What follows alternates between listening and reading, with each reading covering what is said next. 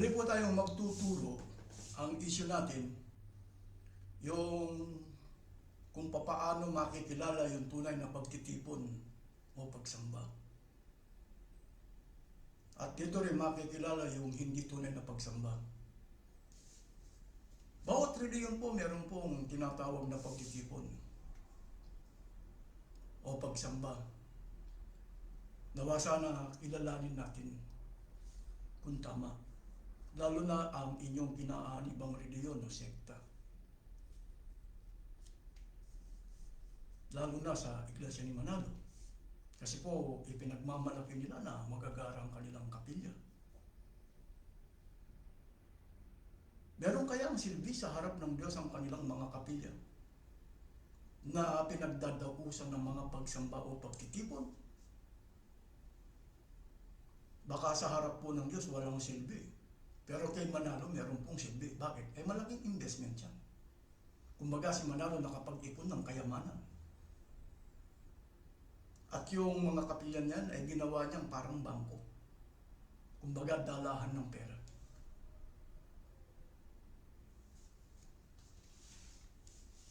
Ang babasahin kong mga talata, una kong babasahin, ang Hebreo, Kapitulo 10, talatang 25. Pakinggan po ninyo. At ito ay laging binabasa, lalo na sa Iglesia ni Manalo. Pero meron akong gustong ipapansin dito. Kapitulo 10, talatang 25. Na huwag nating pabayaan ang ating pagkakatipon na gaya ng ugali ng iba. Alam niyo po, sa Iglesia ni Manalo, kailangan po, kada Webes Linggo, tumutugon sila doon sa tinatawag na pagsamba. Kasi ang nakalagay dito, huwag natin. Ibig sabihin, ipinag-uutos. Ang isa sa mga utos ay yung huwag pabayaan ng pagkakatipon. Kaya sa Iglesia ni Manalo, lagi pong merong tao o mga kaanib tuwing Webes, o kaya pwede nang gawing Merkules, pwede nang gawing ang Linggo, pwede nang gawing Sabado. Tuloy natin ang basa. Na huwag nating pabayaan ang ating pagkakatipon na gaya ng ugali ng iba, kundi mangag-aralan sa isa't isa. Ito po ang ini-emphasize ko. Kundi mangag-aralan sa isa't isa. Teka muna. Ang banggit diyan, mangag-aralan sa isa't isa. Pwede mo ba bang turuan ang tagapagturo ninyo?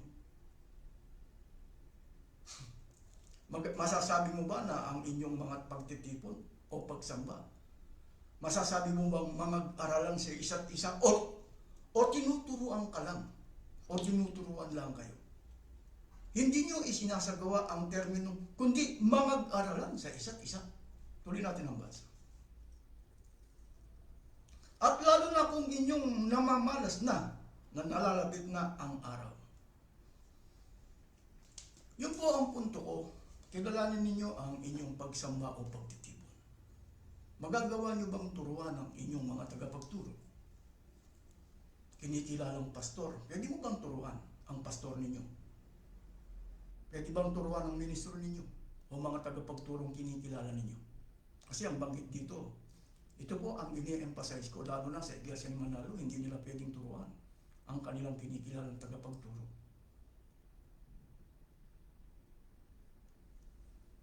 Lalo po nilang hindi babasahin ito.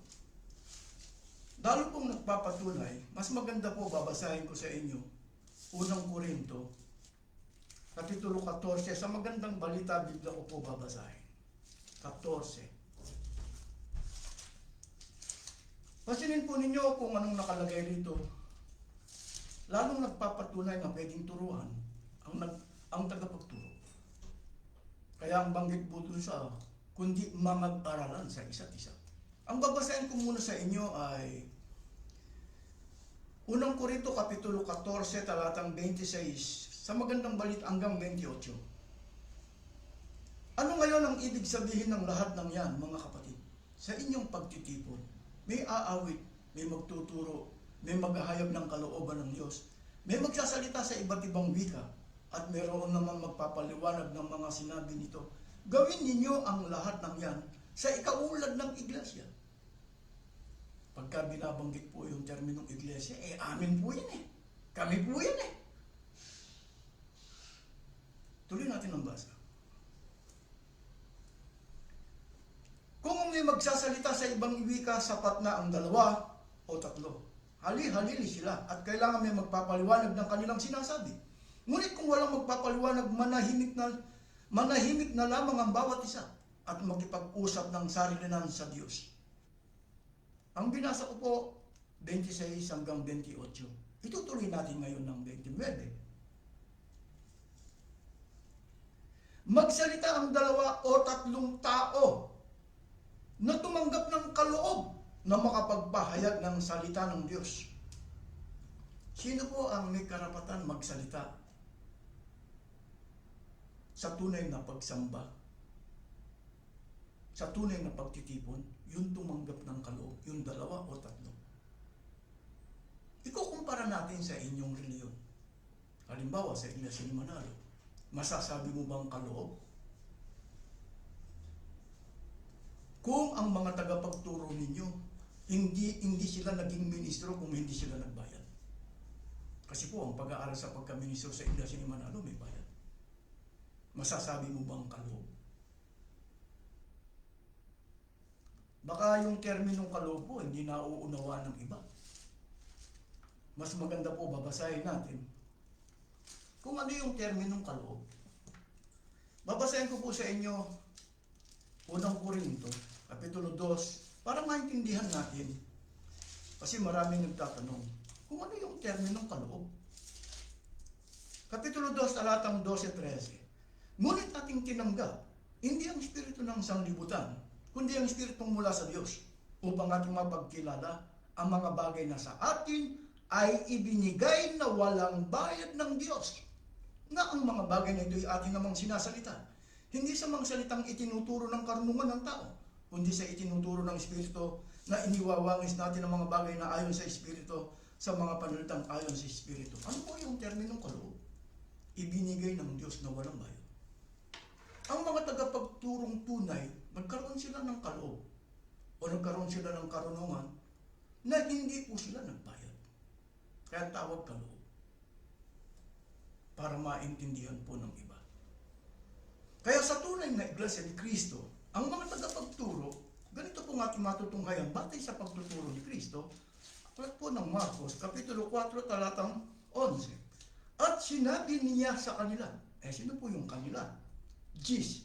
At nang siya'y mag-isa na, at na nga sa palibot niya, nakasamang 12, ay nagtanong sa kanya tungkol sa mga talinghaga. At sinabi niya sa kanila, sa inyo ipinagkaloob ang makahalap ng hiwaga ng kaharian ng Diyos. Datapot sa kanilang na nga sa labas, ang lahat ng bagay ay ginagawa sa pamagitan ng talinghaga. Sa tunay na pagsamba o pagtitipon, ang may karapatan pong magturo, yung tumanggap ng kaloob. Ano po yung kaloob? Nagkaroon sila ng karunungan ukol sa mga salita ng Diyos, hindi po sila siningin ng tuition fee. Hindi po sila nagbayad.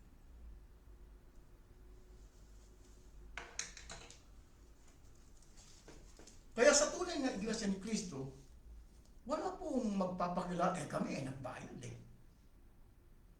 Kasi po alam niyo po kung bakit. Ganito ang ating matutunghayan aklat po ng 1, Kapitulo 10, talatang 12-13. Pasinin po ninyo kung anong pagtuturo ni Cristo. Sa aklat po ng 1. Kapitulo 10, talatang 12-13. Ang upahan ay tumatakas kapag nakikitang dumarating ang asong gubat. Iniiwan niyang mga tupa. Palibasa hindi siya pastol at hindi kanyang mga tupa. Kaya't sinisila ng asong gubat ang mga ito at pinangangalat. Tumatakas siya palibasa hupan lamang at walang malasakit sa mga tupa. Sa tunay na Iglesia ni Cristo, sa tunay na tagapagturo, nagkaroon siya ng kaloob. Ibig sabihin, ipinagkaloob sa kanya. Sila ang may karapatan. Ngayon, itinuro ni Cristo na yung upahan hindi tunay. kilalanin po ninyo ang inyong mga tagapagturo. Baka nagbayad sila.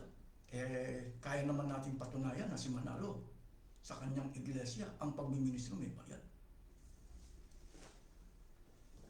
Hindi magagara po yung mga kapilya namin walang silbi. Bakit? Hindi tunay na pagsamba. Ang isa sa mga pagkakakilanlan sa mga tunay na tagapagturo, kaloob. Ulitin natin basahin. Ulitin natin ang unang Korinto, kapitulo 14, talatang 29. Magsalita ang dalawa o tatlong tao na tumanggap ng kaloob na makapagpahayag ng salita ng Diyos at timbangin naman ng iba ang mga sinasabi nila. Dito po kasi meron akong nakausap na nagpapakilalang pastor. Ang sabi niya, kung babasahin namin yan, mai-interrupt kami. Tama, kung sa panahon na nagsasalita ka. Kailangan patapusin ka muna bago magsalita yung nakaupo. Ulitin natin. Ulitin natin ang 29:30. Magsalita ang dalawa o tatlong tao na tumanggap ng kaloob na makapagpahayag ng salita ng Diyos at timbangin naman ng iba ang mga sinasabi nila. At kung ang isa sa mga nakaupo ay tumanggap ng pahayag mula sa Diyos, tumigil naman ang nagsasalita. Ibig sabihin, pangungunahan ng dalawa o tatlo. Ikumpara natin sa inyong mga pagsamba, isa lang. Karamihan, isa lang. Makikita mong dalawa yung nagtuturo sa kanilang mga programa lang sa Net 25. Pero sa mga pagsamba, karaniwan, isa lang. Pero nakalagay rito, kahit na 1,000, 2,000 yung tuturuan, isa lang ang magtuturo. Yung dalawa o tatlo pangungunahan. Yung nakaupo, meron bang karapatan na magsalita o magturo? Pero kailan siya magtuturo? Titigil yung dalawa o tatlo. Kumpara po natin sa inyong mga pagsamba o pagtitipon. Yung po bang ministrong kinikilala ninyo, pastor, tagapagturo, kaloob ba? Baka nagbayad. Hindi po tunay na tagapagturo. Kaya po yung isinasagawa ninyong pagsamba o pagtitipon, kilalanin ninyo. Wala pong silbi. Ulitin natin. 29, 30, 31. Magsalita ang dalawa o tatlong tao na tumanggap ng kaloob na makapagpahayag ng salita ng Diyos at timbangin naman ng iba ang mga sinasabi nila. At kung ang isa sa mga nakaupo ay tumanggap ng pahayag mula sa Diyos, tumigil naman ang nagsasalita. Sapagkat kayo lahat ay maaaring isa-isang magpahayag ng salita ng Diyos upang matuto ang lahat at mapalakas ang loob nila. Sa Iglesia ni Manalo, hindi ka pwedeng magministro kung sa kapila lang. Pero nung panahon ni Felix Wayne Manalo sa Iglesia ni Manalo, nagkulong lang siya sa kanyang bahay. 3 days, 3 nights, paglabas niya ministro.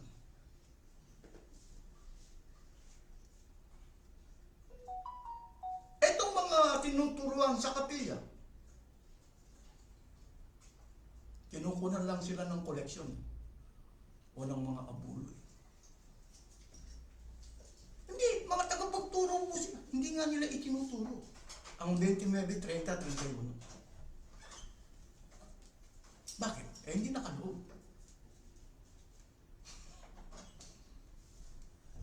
At saka, una, hindi nakaloob, hindi sila pwedeng turuan. Ito po sa panahon ng pagsamba o pagtitipon. At hindi ka rin pwedeng matuto. Kailangan sa eskwelahan mo kukunin kung ano yung ginagawa ni Manalo. Paano po? Kaya kilalanin ninyo ang inyong mga tagapagturo. O kilalanin ninyo yung inyong kinikilalang pagsamba o pagtitipon. Ang tunay na pagsamba, ang mangunguna, yung tumanggap ng kaloob. Sa inyong reliyon, Sino nangunguna? Paano sila naging pastor, maging ministro, o tagapagturo? Kaloob ba? O baka nag-aral sila ng Bachelor Evangelical Ministry? Kaya ang iglesia ni Manalo po, itong 29, 30, 31, hindi po binabasa. Bakit? Hindi sila pwedeng turuan eh. Halimbawa, huwag na yung mga membro. Kasi po sa iglesia ni Manalo, meron po siyang klase ng mga distrito kung tawagin. Pagkatapos yung mga district minister, pagkatapos nilang tinuruan nitong mga nasa higher position, pupunta sila sa bawat distrito. Ang tuturuan naman nila yung mga ministro nila. Si Manalo ba, pwede ba nilang turuan? Kayo, tinatanong ko kayo. Itong mga ministro niya, pwede bang turuan si Manalo? Halimbawa, ang ministro ni Manalo o mga district minister niya, 100. Yung mga district minister, pwede ba nilang turuan si Manalo sa kanilang pagtitipon? Kasi nagsasagawa po sila ng klase, kung tawagin klase. Kumbaga, nagkakaroon po sila ng pagtitipon. Doon nila pag-aaralan yung mga leksyon na ituturo nila sa pagsamba o pagtitipon. Si Manalo ba, pwede ba siyang turuan ng kanyang mga ministro? Huwag na tayong pumunta doon sa mga membro. Pwede ba nilang ituro kay Manalo ito? Ang babasahin ko po sa inyo, aklat po ng Pilipos.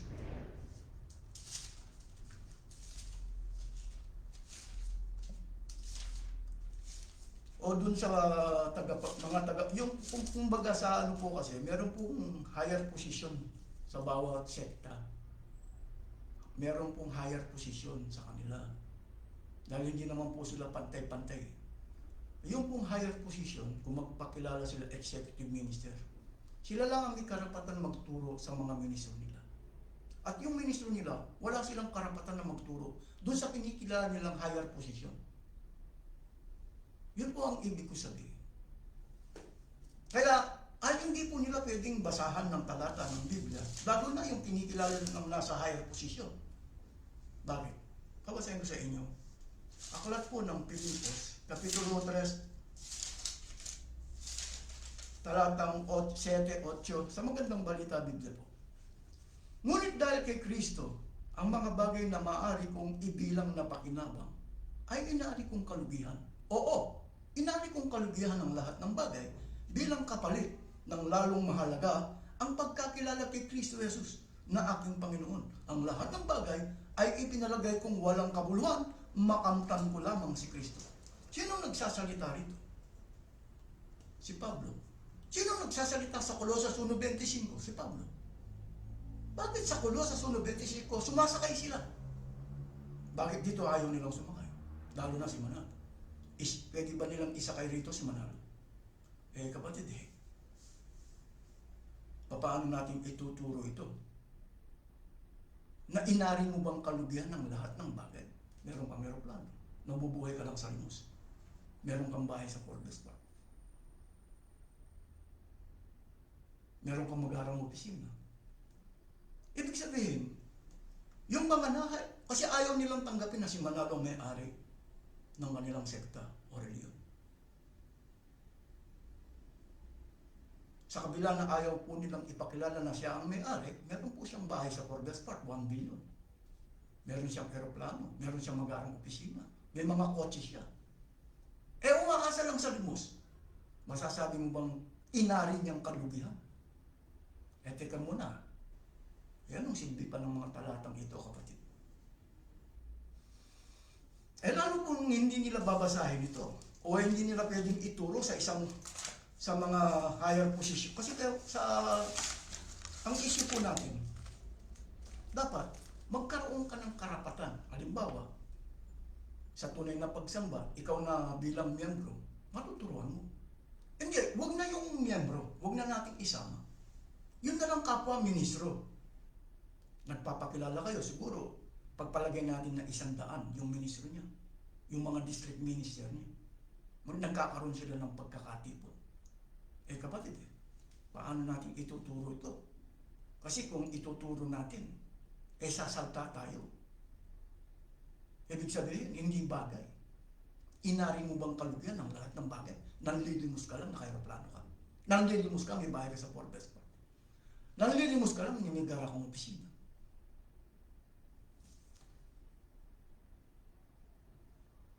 Kaya hindi nila pwedeng turuan si Manalo. Lalong hindi nila pwedeng ituro ito sa kanya. Lalo na sa mga ministro niya. Ang babasahin ko po sa inyo, aklat po ng unang Korinto, Kapitulo 4, talatang 11, 12, 13. Hanggang sa oras na ito ay nangagugutom kami. Ano pa tayo? Paano mo ituturo kay Manalo ito sa kanyang mga ministro? Kaya ang ginagawa lang po nila, babasahan kayo sa gusto nilang talata ng Biblia. Ang layunin lang po nila, kunan kayo ng mga abuloy.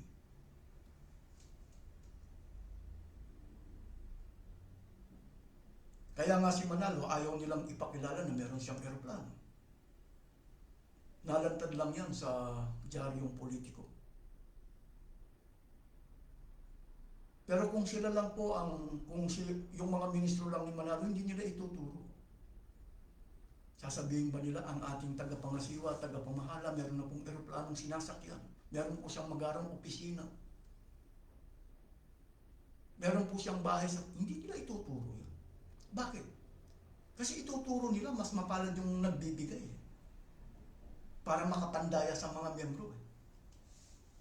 Ituturo ba nila, mga kapatid, narito na po yung lifestyle ng ating tagapangasiwa, tagapamahala. Kaya hindi na po pwedeng i-apply itong nasa Biblia. Hindi, nasa Biblia po ang aming reliyon eh. Ulitin natin basahin. Hanggang sa oras na ito'y nangagugutom kami, at nangahuhuwa, at mga hubad, at mga tinampal. Wala kaming tiyak na tahanan.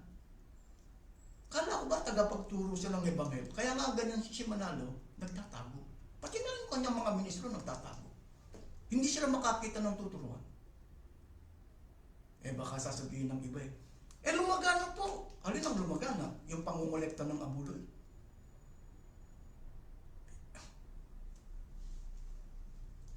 O ba? Ang ipinapalaganap ba nila? Kasi po meron pong nakasulat sa Marcos, Kapitulo 16, talatang, ipangaral sa buong sanlibutan. Magsiyaon kayo sa buong sanlibutan. Hindi niya sinabing, magtago kayo sa kapila. Magtago kayo. Hindi ko lang sinasabing yan.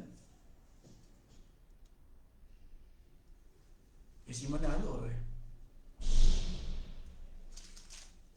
Pwede ba nilang sasabihin ba ni Manalo, mga kapatid, ako meron na akong eroplano na ginagamit o gagamitin. Ang wala lang, yung airport sa bawat probinsya. Meron mga iilan. Alam nyo naman, kaya nagbabayad ako ng halos 5 milyon sa parkingan lang sa mga aeroplano. Diyan sa Clark Air Base. Paano? Umaasa ka lang sa limos. Ito po yung umaasa sa... Meron ba magtuturong ganun? Kahit na siya, hindi niya ituturong meron siyang aeroplano, meron siyang bus. Ano gagawin? Ililihim nila. Kasi hindi pwedeng tuturuan mo ba yung mga membro? Mga kapatid, ang binibigyan natin ng limos, may aeroplano. Meron bahay sa Port Gaspar, may magkarang opisina. Nagpapakilala siyang tagapagturo, pero hindi lumalabas. Kaya nga nagpuputis babae. Hindi masikatan ng araw. Tuloy natin ang basa.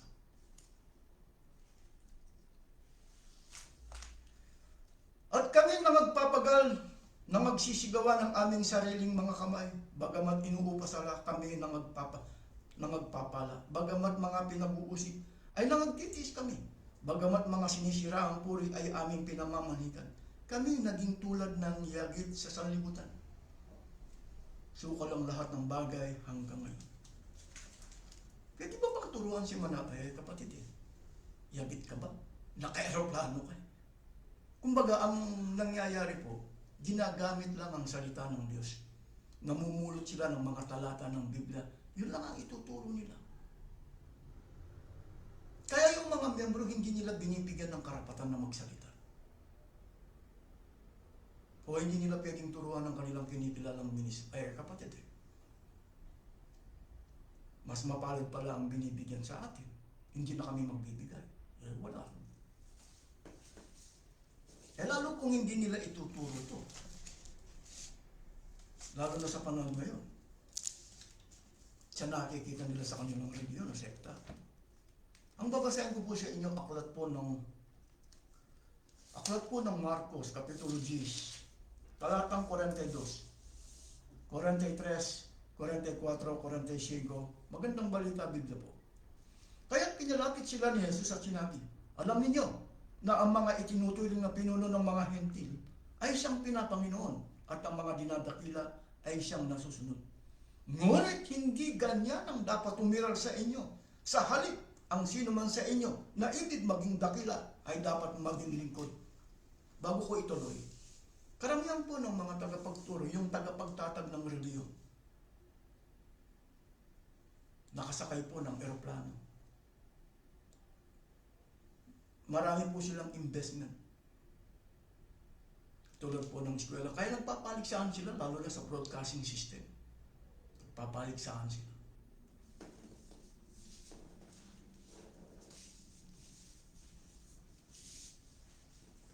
Pwede mo bang turuan yung tagapagturo ninyo ganitong mga talata ng Biblia? Kasi po, kailangan mag-aralan sa isa't isa. Ano bang ituturo mo? Namimili ka lang ng mga talata? Paano kasi hindi nakaloob Sasabihin ba ni Manalo, mga kapatid ang pagmiministro sa ating reliyon o sekta hindi nakaloob. Sino magdideklara? Kaya kayo, wala kayong karapatan na magsalita sa panahon ng pagtitipon o pagsamba. Yung mga ministro ni Manalo, hindi nila pwedeng sabihan si Manalo, Manalo, lumabas ka naman. Paano kami lalabas? Kasi ine-example namin kanamin. Kaya kami, mga ministro, hindi kami lumalabas Bakit? Ginagaya ka namin. Kaya hindi kami makakita ng tuturuan sa kabila na may kotse na, may bahay na lahat. Ulitin natin ang basahin. Ngunit hindi ganyan ang dapat umiral sa inyo. Sa halip, sino man sa inyo na maging dakila ay dapat maging lingkod. At sino mang ibig maging pinuno ay dapat maging alipin ng lahat. Sapagkat ang anak ng tao ay naparito, hindi upang paglingkuran, kundi upang maglingkod at ibigay ang kanyang buhay sa ikatutubos ng marami. Gagayahin mo ba si Kristo? Pati buhay ibibigay. Pera lang hindi ka makapagbigay. Abuloy lang hindi ka makapagbigay. Bakit? Wala kang karapatan magtrabaho. Kaya ang ginagawa mo sa panahon ng pagsamba o pagtitipon, nagkukunwari ka sa pagbibigay. Bakit? Galing sa tulong. Pwede bang sabihin na sa inyong pagsamba o pagtitipon, mga kapatid, paano tatanggapin ng Diyos ang ating pagsamba o pagtitipon kung kayo'y nagkukunwari sa pagbibigay ng abuloy? Kayong mga tagapagturo. Nakalagay po bawat isa tama. Pero bakit hindi nyo kilalanin ang inyong mga tagapagturo? Una, lalo na sa Iglesia ni Manalo, hindi nakaloob. Di mali na yung pagsamba nila. Hindi po magagana ang aming mga kapilya. Kay Manalo, malaking investment siya. Pero sa harap ng Diyos, wala. Bakit? Hindi tunay na pagsamba Pangalawa, nagkukunwari ka sa pagbibigay ng abuloy. Hindi ka naman pwedeng sitayin.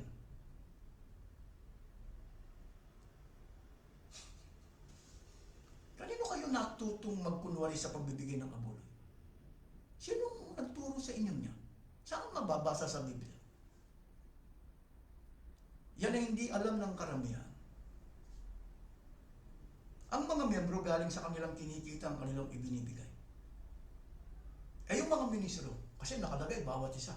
Sa Iglesia ni Manalo po, pati bata na wala pang trabaho, hindi pa nagtatrabaho, kinukunan ng abuloy. Nakalagay kasi bawat isa. Bakit di mo kilalanin ang tagapagturo mo? Kung paano siya makakapagbigat? Walang karapatan ng trabaho.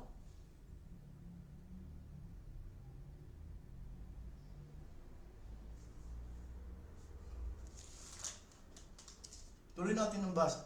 Uulitin ko pong basahin yung 45. Sapagkat ang anak ng tao ay naparito, hindi upang paglingkuran, kundi upang maglingkod at ibigay ang kanyang buhay sa ikatutubos ng marami. Si Kristo, kinikilalang Panginoon. Kinikilalang tagapagligtas. Alam mo kung anong sinabi niya? Pero sa isang sekta o reliyon, sino ba ang pinaglilingkuran ninyo? Mas maganda basahin natin ang Roma.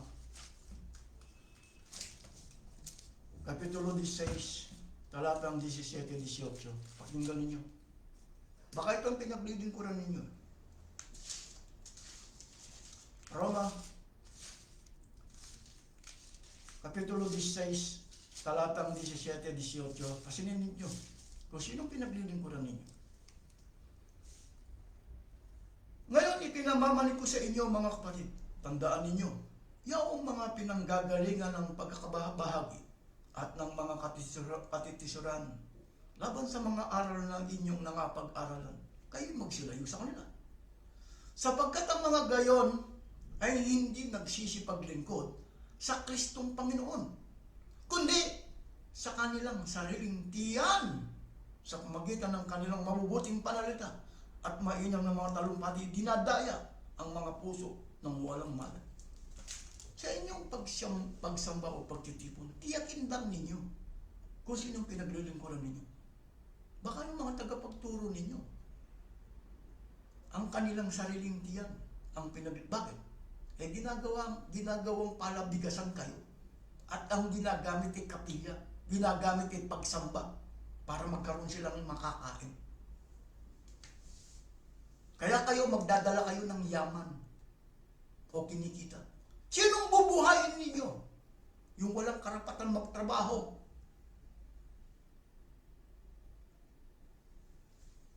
Hindi lamang po pinakakain niya, binibigyan pa ng sasakyan, binibigyan pa. Meron ng magagarang opisina, ayaw pa magsilabas. Meron ng kotse, meron ng pagkain, lahat. Ibinibigyan na ng mga makaan. Kaya kilalanin ninyo, ang tunay na Diyos ba ang pinaglilingkuran ninyo? Ang tunay na Diyos ba ang sinasamba ninyo? O ang mga tagapagturo ninyo? Yan ang pinaglilingkuran ninyo.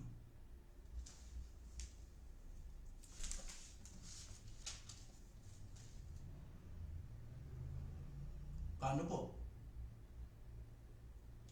Sino po ang pinaglilingkuran ninyo? Binibigyan mo ng kotse, lahat. Aeroplano, lahat. Hindi pa lumalabas.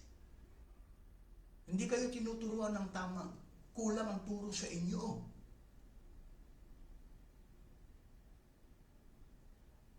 Kulang. Ginagamit lang nila ang mga salita ng Diyos. Babasahin po sa inyo. 2 Pedro, kung anong pinakalayonin lang nila. 2 Pedro, Kapitulo 2, talatang 3. Sa kanilang kasakiman, lilinlagin nila kayo ng matatamis na pangungusap upang makuha ang inyong kayamanan.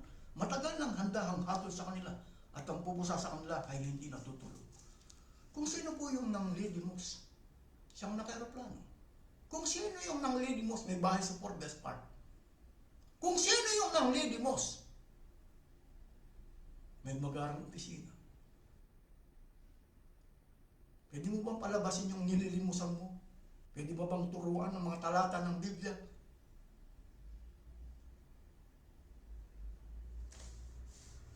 Ang layunin nila, sila ang paglilingkuran. Kaya walang karapatan magtrabaho. Nakakotse, nakabahay. Walang karapatan magtrabaho yan. Hindi ang pinakatungkulin po nilang mga aral. Hindi nga nila ituturo. Katulad ng unang Korinto, Kapitulo 14, talatang 29, 30, 31, hindi kayo bibigyan ng karapatan na magsalita sa kanila. Hindi kayo bibigyan ng karapatan na magturo sa kanila. Kaya ang ginagawa po nila, kung ano lang ang gusto nilang ituro. Sino ngayon ang pinaglilingkuran ninyo? Nagsasagawa kayo ng mga pagsambaw, pagtitipon. Ang layo nilang ng mga tagapagturo ninyo, dalhan nyo sila ng yaman.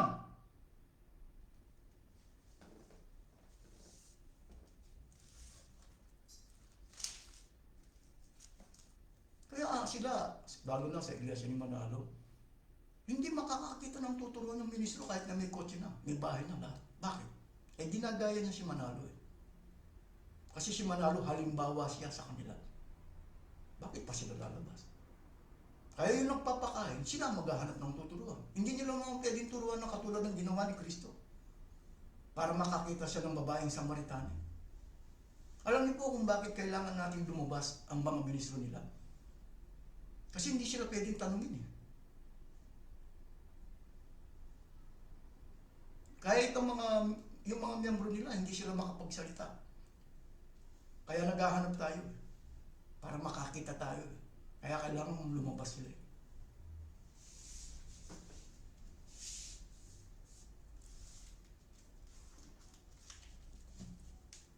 Hindi ang gagara po ng mga kapila namin eh. Wala po. Kaya po merong nagsabi na sa akin, ang gusto mong o ang layunin mo, yung mga kaanib, huwag nang pumunta sa kapila. Ay wala ka silbi. Magdadala ka lang ng yaman. Kasi ang pinakabangko ni Manalo yung kapilya. Hindi ka naman pwedeng bigyan ng bangko nga. Hindi ka naman pwedeng bigyan ng credit card. Magdala ka na lang sa tunay na bangko ng pera. Sa tunay na bangko, meron pong bangko man. Bibigyan kayo ng ganito. Ewan ko kung nandito. Ganito po, bibigyan kayo ng ganito. Ng tunay na bangko.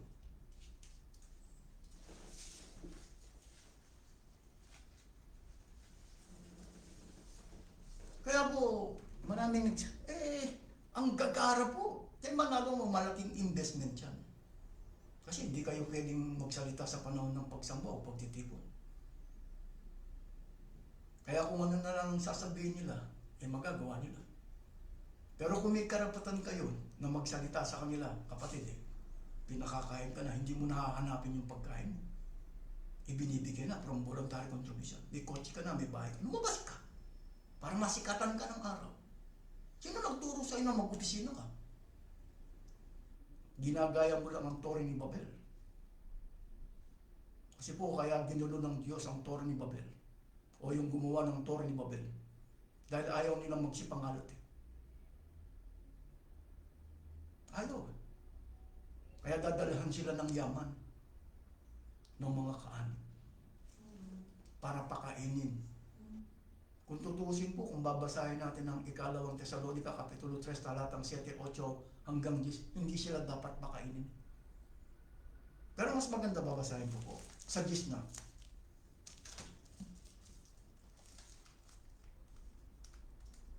Sa 10. Ikalawang Tesalonica, Kapitulo 3, talatang 10. Nang kasama pa ninyo kami, itong tagubiling ibinigay namin sa inyo. Huwag ninyong pakanin ang sino mang ayaw gumawa. Di ang pinakatungkulin po nila mangaral Ang pinakakarapatan nila, mangaral Ang pinakatrabaho nila, mangaral. Itinatago nga mga talatang ito. Kaya nagagawa nilang pakainin sila. Magagawa nilang yumaman sa magitan ng bigay na donasyon. Umaasa lang sa limos, naka-aeroplano. Bakit? Hindi binabasa ang mga tal. Kung tutusin, hindi sila dapat pakain. Kaya nagkakasala yung nagbibigay Sa kabila na sumusunod sila doon sa ikalawang Korinto 17. Ang bibigyan nila, naka-aeroplano. Ang bibigyan nila, nakabahay sa Forbes Park. Sila mismo nagsasabi, mayaman po kami rin bakit ka magbibigay? Naghihirap ka. Kaya ka naghihirap dahil binibigyan mo yung walang karapatan magtrabaho. Bakit? Wala kang karapatan magsalita. Meron bang magtuturo sa kanila na, mga kapatid, mas mapalad yung binibigyan sa atin na kayroplano? Wala.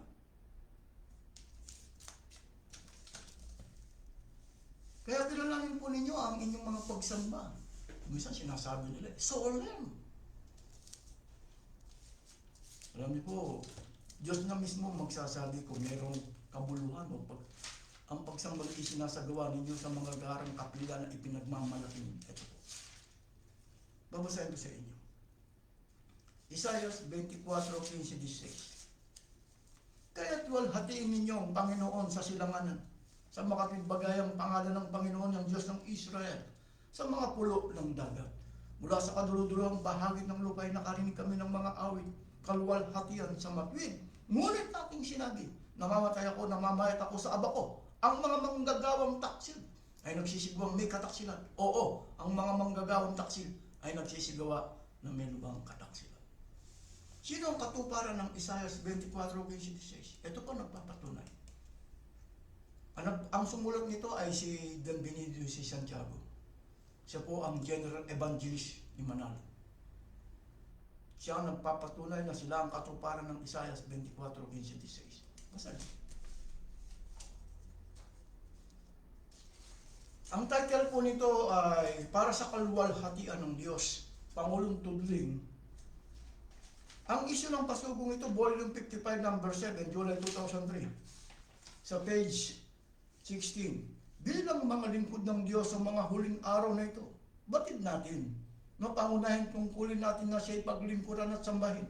Sa katunayan, nakasaad sa hulang nagpapatotoo sa ating kahalalan na itong layon ng Diyos sa pagtawag niya sa atin. Sinabi ni Propeta Isaias, kaya walhatiin ninyo ang Panginoon sa silanganan, sa makatigbagay ang pangalan ng Panginoon, ng Diyos ng Israel, sa mga pulo ng dagat. Mula sa kaduludulong bahagi ng lupa ay nakarinig kami ng mga awit, kaluwalhatian sa matwid. Isaiah 24:15-16. Kulang po ang sinulat. Paano mo masasabing pasugo ito? Ang tunay na pasugo ng Diyos, Deuteronomio 12:32, huwag mong daragdagan ito bawas. Bakit ayaw nilang ituro ang kalahati ng 16? Pero sila nagpapatunay na silang katuparan. May silbi po ba sa harap ng Diyos ang kanilang pagsamba? Magagana kay Manalo. Malaking investment yan. Malaking pera yan.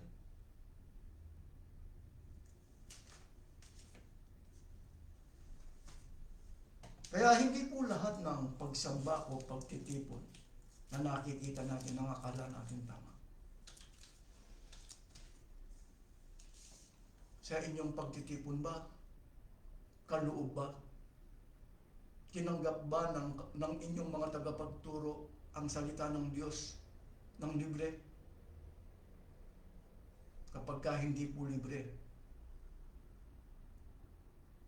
huwag nyo nang kilalanin na tunay na tagapagturo, lalo na sa Iglesia ni Manalo, kasi po may tuition fee ang pag-aaral sa pagkaminismo. Sa panahon ng pagsamba, binibigyan ba kayo ng karapatan na magsalita sa kanila? Hindi. Paano nyo masasabing tunay na pagsamba ang isinasagawa ninyo?